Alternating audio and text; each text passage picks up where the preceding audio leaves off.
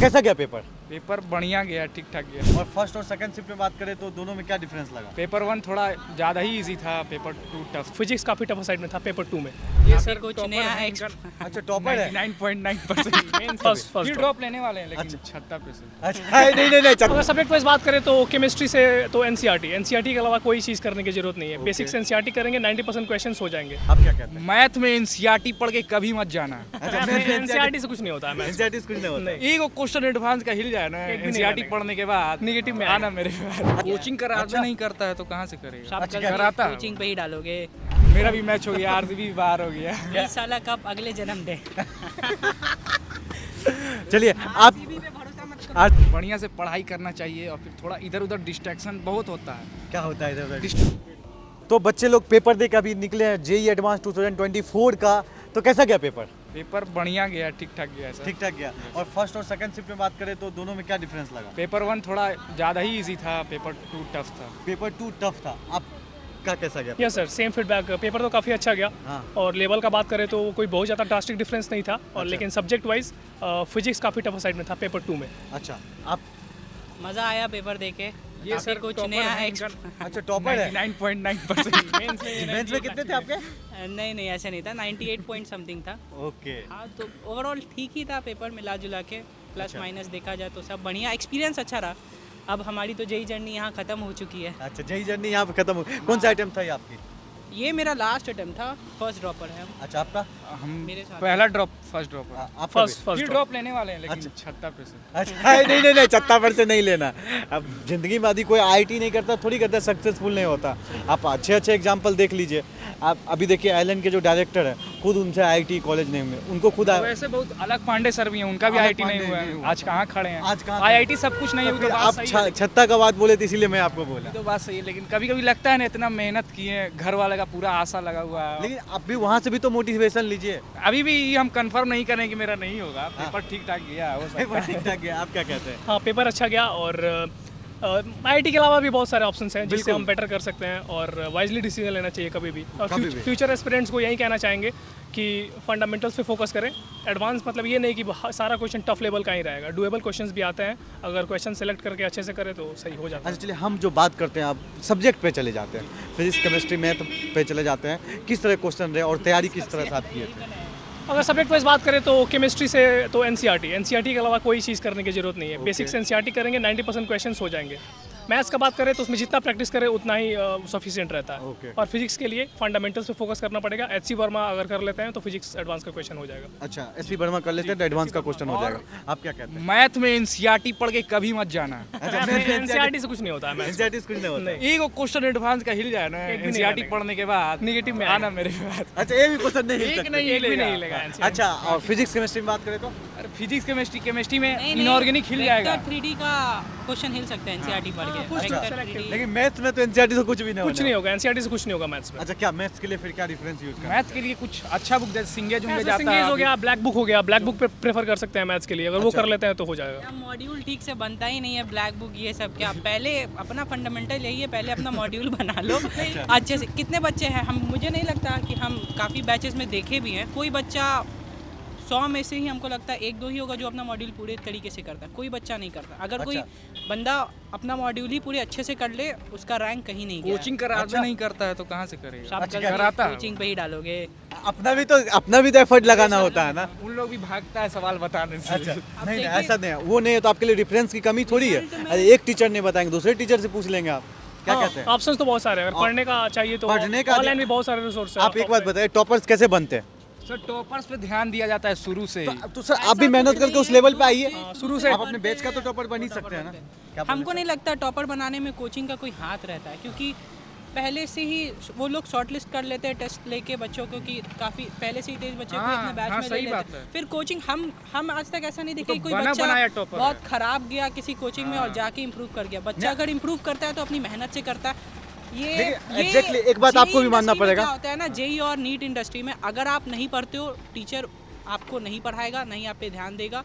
आप अगर वीक हो आप अगर आप सोच रहे हो कि टीचर आपको पूरी तरह से हेल्प करेगा, वैसा भी नहीं होता। टीचर्स के पास भी उतना टाइम नहीं होता है, लेकिन अगर आप मेहनत कर रहे हो, तो फिर टीचर साथ देते हैं ना। हाँ टीचर साथ देते हैं। एग्जैक्टली बात ये होती है, आपको तो एफर्ट लगाना, जो आपको मटेरियल मिल रहा है अभी जिस लेवल पे, उसमें आप अपना एफर्ट लगा के दिखाओगे ना, तब तो टीचर सोचेगा जो दे रहे हैं उसमें अच्छे करें, तो आपके स्पेशल टाइम नहीं। आप टॉपर्स का बोल रहे थे कि टॉपर्स अगर आते भी है तो उसमें कोचिंग का हाथ होता है, बस कोचिंग का कोई हाथ नहीं होता है, कोचिंग का नहीं नहीं, ऐसा मैं नहीं बोल रहा था, 100% कोचिंग का ही हाथ नहीं, होता है। JEE का एग्जाम हो या कोई साथ भी- होती है, कोई- जब कोई आप भी- एफर्ट नहीं लगाओगे तो टॉपर कैसे बन पाओगे। जेई का एग्जाम हो या कोई भी कॉम्पिटेटिव एग्जाम हो, कोचिंग का रोल मैक्सिमम 20% होता हाँ। है। 80% आपका पर्सनल 100% हार्डवर्क मैटर करेगा, आपका प्रैक्टिस कितना है, आप कितना मोटिवेटेड है, और यही 80% आपका ही सब मैटर करेगा। कोचिंग का बहुत आप बड़ा लोग role है। कितना स्टडी करते थे? हम काफ़ी पढ़े हैं, अच्छा। बहुत पढ़े हैं। डेली बेसिस पे बात करें तो कितने आवर आप स्टडी में टाइम? डेली बेसिस पे एक दिन 9-10 घंटा पढ़ लिए तो अगले दिन सोए रहे। अच्छा, हाँ, ऐसा कुछ फिक्स नहीं है कि रोज का 8-10 घंटा। ऐसा कुछ टाइम फिक्स नहीं रहता है, जैसे कि मान लीजिए कि जो चैप्टर चल रहा है, जो चैप्टर चल रहा ठीक, ठीक, है, जो चैप्टर चल रहा है उसके हिसाब से जैसा होमवर्क मिला, अगर वो जल्दी हो गया तो उस दिन थोड़ा कम पढ़ सकते हैं, अगर जब तक और टाइम लग रहा है तो और ज़्यादा एफर्ट दे। चलिए ओवरऑल बात करते हैं, आपकी डेली लाइफ क्या थे, क्या रूटीन रहते डेली लाइफ? डेली सबसे पहले तो वही कोचिंग का जो डेली रूटीन रहता है, जो क्लास वगैरह हो गया, उसके बाद से जो सेल्फ स्टडी टाइम है जिसमें अपना होमवर्क वगैरह करते हैं, और बीच में कुछ टाइम मिला तो एक्स्ट्रा एक्टिविटी जैसे कि बाहर निकलना, कुछ खेलना वगैरह, फिजिकल जिससे एक्टिविटी भी हो जाए, सब ओवरऑल बैलेंस लाइफ था। आपका? डेली सर सुबह उठते थे, फिर खाना पीना खा के थोड़ा खेल। खाना पीना ही खा लेते थे? हाँ तो सर सुबह बरस उरस करके अब ये सभी बताएंगे कि सुबह उठते थे तो सांस लेते थे, फिर ही करते थे। सांस ले लेंगे तो फिर जिएंगे वही तो कैसे? ये सब बताने वाला बात है नहीं ना, तो इसलिए बोले डायरेक्ट खाना खाते थे। खाना वाना खाने के बाद फिर पढ़ाई का, वैसे तो IPL चल रहा था ना, अच्छा, थोड़ा आज सोचे थे RCB का मैच होगा फाइनल, लेकिन आज अपना मैच हो गया था। मेरा भी मैच हो गया, RCB भी बाहर हो गया। ये साला कब अगले जन्म दे। चलिए आप RCB पे देखिए, ये लोग IPL चल रहा है तो उन पे भी लोग लगे रहते थे। और बेसिकली बात करें अगले साल जो पेपर देने वाले हैं, एक बार उनको आप लोग क्या गाइड करेंगे? पॉइंट नंबर 1 तो पढ़ाई करना पहले सबसे ज़्यादा ज़रूरी है, तब स्ट्रैटेजी आता है, तब और कोई चीज़ भी बाद में आती है, पहले पढ़ाई है। एग्ज़ाम कैसे निकलता है तो पढ़ाई से निकलता है। एक बेसिक फंडामेंटल है फोटो इलेक्ट्रिक इफेक्ट का।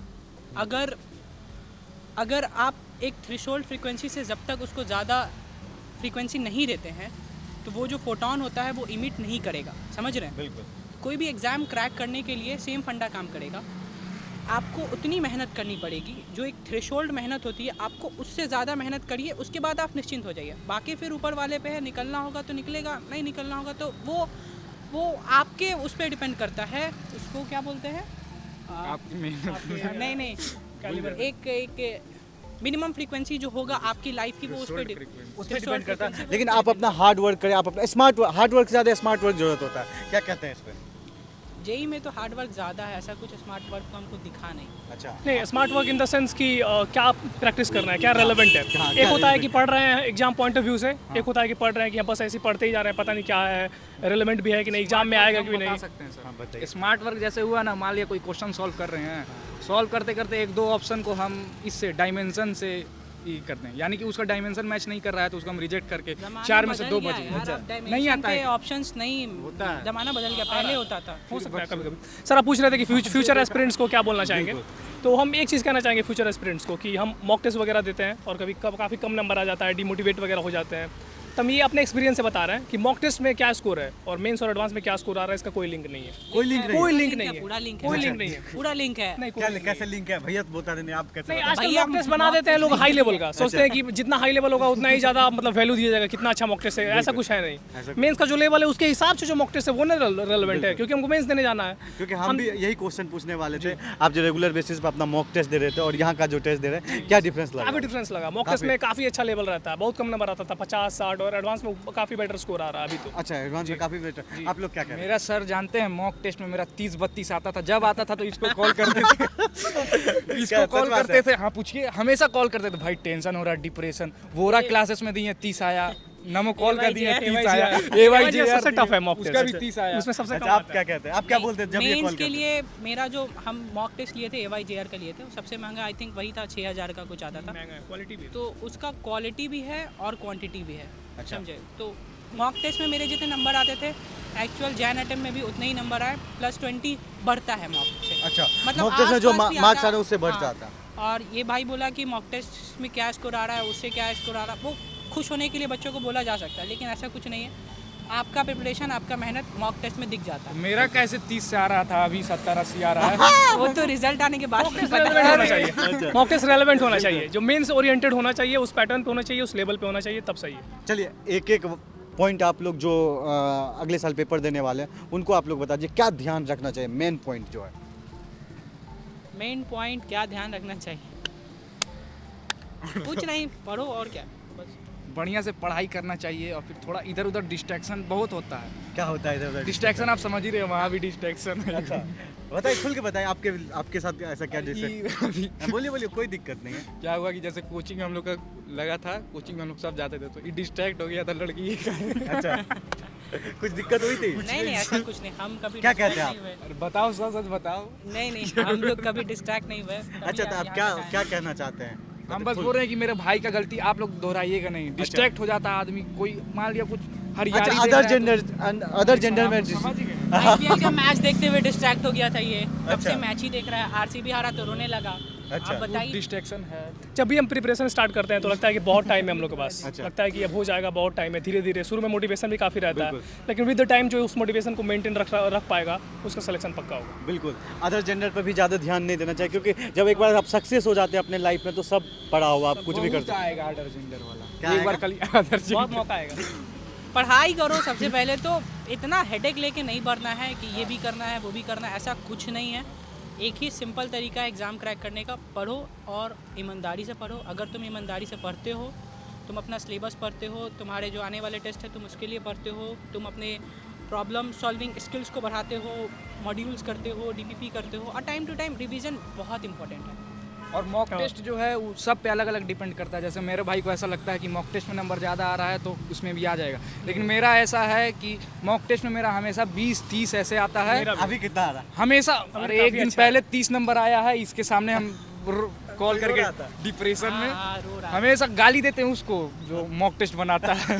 हमेशा लेकिन देना चाहिए ना, उससे भी तो थोड़ा सा देना चाहिए, इम्प्रूवमेंट ठीक होता है। है। वो सब इतना भारी भारी देते हैं ना, यहाँ उतना भारी ना आता Level है। high रिलेवेंट देना चाहिए। मॉक टेस्ट का लेवल हाई कर देता है ताकि वहाँ लगे मेरा कि कितना 30 अच्छा आता मॉक था। टेस्ट है। अच्छा। लेकिन मेंस का लेवल नॉर्मल है, उसके हिसाब से मॉक टेस्ट देना चाहिए। अच्छा चलिए, बेस्ट ऑफ लक आप सभी को, थैंक यू सो मच। अच्छा लगा आप लोग से बात करके। चैनल का नाम सुकेश एकेडमी चैनल का नाम। और भी कुछ बोलना चाह रहे तो बोल सकते हैं। चैनल को सब्सक्राइब करिए और फॉलो करिए। सर बहुत मेहनत कर रहे हैं, हम लोग को पीछे से देखे तो बाइक से आके रोक के और अच्छे से इनिशिएट की इंटरव्यू ये लिए। मेहनत को साकार कीजिए, सब्सक्राइब कीजिए, लाइक कीजिए, फॉलो कीजिए और अनफॉलो नहीं कीजिए। बिल्कुल करते रहिए। आप बहुत क्या आगे बोलना बढ़ाइए। चाह रहे हैं?